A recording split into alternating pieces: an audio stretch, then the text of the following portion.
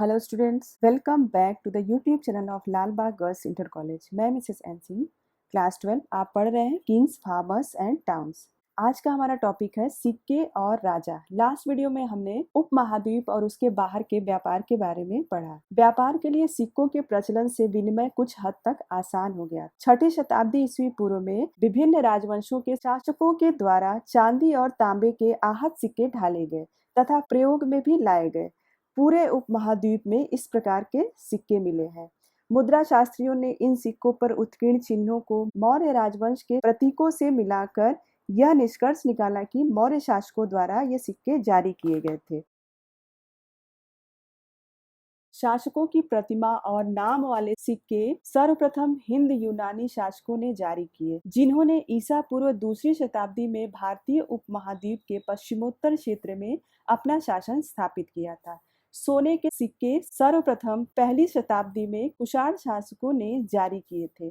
मुद्रा शास्त्रियों ने इसकी तुलना रोमन पार्थियन शासकों के सिक्कों से की, तो पता चला कि वजन और आकार में पार्थियन और रोमन सिक्कों के समान थे। गणराज्यों की हम बात करें तो पंजाब और हरियाणा से यौधेय गणराज्य से तांबे के सिक्के प्राप्त हुए हैं। यौधेय गणराज्य कबाली गणराज्य था। इनके सिक्कों से राज्य की व्यापार वाणिज्य में रुचि व सहभागिता का पता चलता है। इनके आरंभिक सिक्कों में प्रयुक्त सोना अति उत्तम था। अब हम नेक्स्ट टॉपिक पढ़ेंगे अभिलेखों के बारे में कि अभिलेखों का अर्थ कैसे निकाला जाता है और इतिहासकारों ने यह कैसे ज्ञात किया कि अभिलेखों पर क्या लिखा है। ब्राह्मी लिपि का अध्ययन करें तो आधुनिक भारतीय भाषाओं में प्रयुक्त सभी लिपियों का मूल ब्राह्मी लिपि है। ब्राह्मी लिपि का प्रयोग अशोक के अभिलेखों में किया गया है।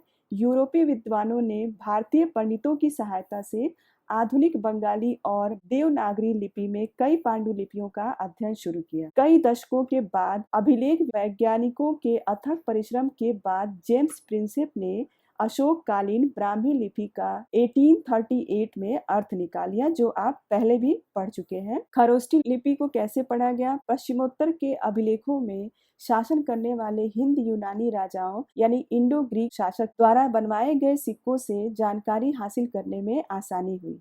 इन सिक्कों में राजाओं के नाम यूनानी और खरोष्टी में लिखे गए हैं। उदाहरण के तौर पर दोनों लिपियों में अपोलोडोटस का नाम लिखने में एक ही प्रतीक मान लीजिए अप्रयुक्त किया गया है। चूंकि प्रिंसेप ने खरोष्टी में लिखे अभिलेखों की भाषा की पहचान प्राकृत रूप में की थी, इसलिए लंबे अभिलेखों को पढ़ना सरल हो गया था। बच्चों, आपका ये चैप्टर यही फिनिश होता है। अब हम नेक्स्ट चैप्टर पढ़ेंगे। Thanks for watching.